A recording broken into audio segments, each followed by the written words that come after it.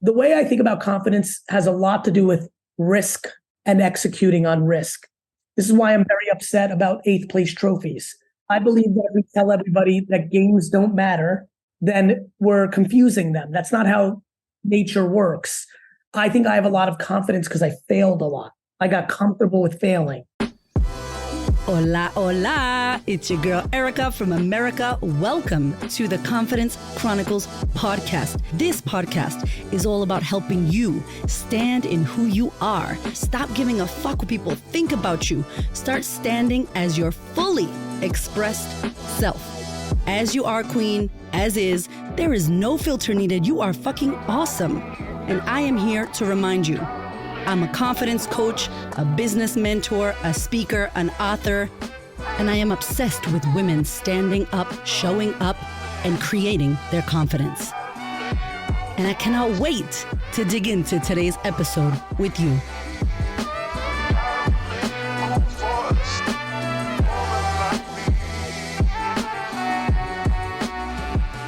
Okay, my friend, today on the podcast, I have the one and only Gary Vaynerchuk is in the house. Oh my God. First of all, I cannot believe that I interviewed Gary Vaynerchuk, that he said yes, because he is a very busy man. It was very short. This is a short interview. However, I will say that the shit that he shared, he hadn't shared before. It's punchy. It's legit. It's amazing. Incredible. Talks a lot about confidence and about insecurity and about how he became so empathetic and compassionate and how he sees confidence. Oh my goodness. If you don't know who Gary V is, what are you doing? You're living under a rock, my friend, because this man, CEO of VaynerMedia, he started the wine library back in the day. He's got such an incredible work ethic and humility about him. Huge. I love him to death. I've been following him since 2016, 2017, and I literally started my podcast because of Gary. I launched my coaching business because of Gary, listening to him on YouTube while I was breastfeeding my little baby who is now 6 years old. And my toddler was running around. If you want to see any of this footage, you can go to my YouTube, the Queen of Confidence YouTube. I'll link it below. And you can see my videos of me watching Gary V on repeat, trying to get some inspiration while trying to manage 2 kids on my own because Hamish was working.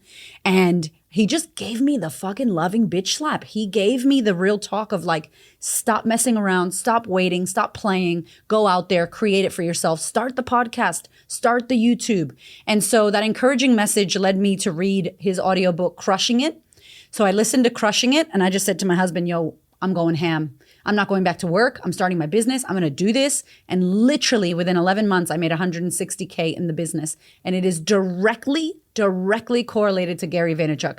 If it wasn't for him and his message and the way that he speaks and the strong way that he shares, I would have never done it. So without further ado, I cannot believe I'm about to introduce Gary V to the podcast. Oh, hello, Gary. Good to see you. Thank you so much for being here. This podcast exists because of you, and it's all about teaching people how to stand in their confidence. So I'd like to ask you, confidence to me, I love the definition. It's a Latin definition. It stands for self-trust. So how have you been able to create such an amazing trust in yourself and belief and confidence? And how did your upbringing and your family and your mom and your beautiful community as a child help you do that?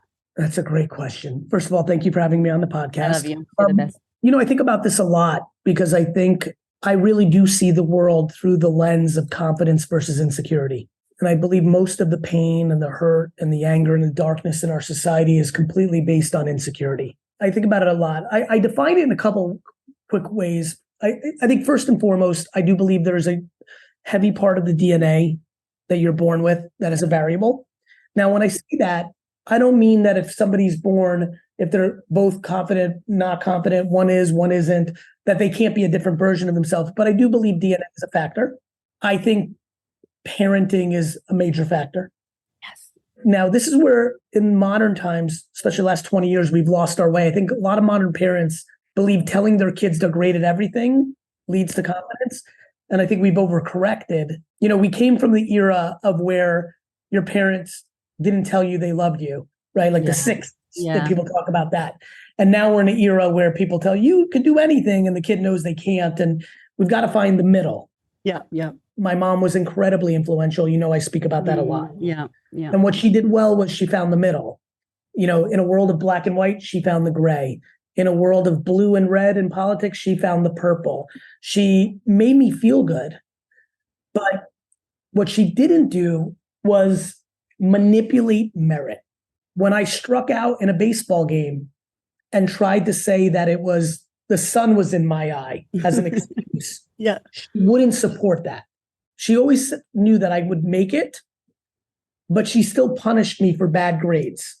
Yeah. So she didn't say you're going to make it and taught me that there wasn't ramifications for mailing it in. So in her grounding of me, she was teaching me that things have consequences, but they don't define you. She was finding the middle. Beautiful.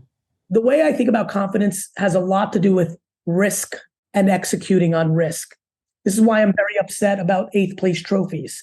I believe that if we tell everybody that games don't matter, then we're confusing them. That's not how nature works. I think I have a lot of confidence because I failed a lot. Yes. I got comfortable with failing. I think a lot of people struggle with confidence because they got straight A's. Yeah. Yeah. They always were attractive. They didn't have as much adversity in their youth. And they don't realize, this is actually very powerful. I don't think I've ever articulated this. I don't think people realize that are good at everything in their youth, that they actually were using their fear to stay away from things that they weren't going to be naturally good at. Yes. Oh my God. I see a lot of kids avoiding competition because they don't want to lose. So they get to say they're good at everything, but they're actually just good at a couple of things. They don't try everything. They don't try most things. I think when I think about confidence, I think it becomes very grounded in a relationship of losing. I've never heard that. Give me the Latin term. What's the definition for confidence? It's fidere, and it's like confianza. Like in Spanish, confianza is trust. Yes. Trusting yourself. And so I share that because then I'm like, you don't have to say I'm not confident or I am. I'm like, do you trust yourself? Do you know why I trust myself blindly? Predominantly because I know how I act when I lose. That's so good. I love you. Understand? Hell yeah. I don't trust myself based on when I win. That's easy. I believe that there is an incredible correlation to one's relationship with losing and their. Okay, my friend, if you are loving this podcast, you want to do the work with me, it is time to level up your life. I want to let you know that the Sisterhood has had an upgrade. We have now created 2 programs. One is Sisterhood Online. That is for the women that are all over the world who want to work with me, who want to level up, live coaching, live support, community. It's amazing. Then we got Sisterhood Live, which is in Australia. If you are here and you are lit and you want to get into live events with me and the sisters, check out the Sisterhood Live. Both programs are open now. I cannot wait to see you in there. Head to the link in the show notes to learn more. Okay, back to this episode. Confidence. Do you feel like that your mom and your upbringing helped you with the humility? Because I will say, when I met you in Melbourne and every time I've seen you, like, oh, fuck, you're just humble. You've stayed the same person. You're kind, you're caring, you're loving. You take photos with people. Like, you're just so kind and humble. And I feel like it's a trait that not a lot of people have, and you fucking have it. Do you feel like that supported you as well with the humility side of things? I appreciate you saying that. And I think humility comes from the losing. I don't think I'm special because I've tasted losing so much. Mm-mm. And this goes back to what I think is the ingredients of confidence. Trusting yourself is knowing you're good during bad times. I feel like I always say I'm a wartime general. Like, I'm at my best when it's bad. Yeah. Yeah. Oh, fuck. That's so good.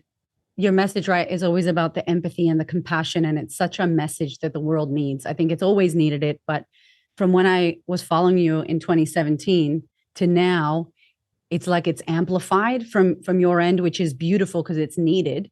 Have you done any like personal work, coaching, therapy, personal development, like to develop you, the person, you, Gary, the man, the dad, the person? And how important do you think it is, like self-development and growth? I hadn't for the majority of my life, but over the last, ironically, probably, to your point, 6-7 years, and I don't really feel overly affected on my content because of this work. It was more about real stuff going on in my life. I had a come to Jesus moment in the last 5 to 7 years where I realized, and it's crazy because Gary V, me, it's my authentic self, but in this setting, when he's doing public content, he's really good at candor. Me, Gary Vaynerchuk, in my personal life as a boss, back to Charles Pearson. Charles was taking advantage of our friendship and breaking rules at the store and razzing people. And I just fired him on the spot. And he was shocked and hurt. And for me, it was like, what are you talking about? You've been doing the wrong thing for a year. I've been letting you get away with it. But in reality, the 47-year-old Gary would have been able to sit down with him and tell him along the way, hey, brother, you keep doing this, I'm going to have to let you go. And I probably did in my like backwards joking stuff, you know? So anyway, I've done therapy, I've done work, and it's been predominantly around me becoming better at candor with my closest relationships, not my public life where I'm very good at it. Yeah. It's been very fruitful, and I feel like I'm better everything, including CEO, including father and all that. Oh, I love that so much. Thank you for sharing that.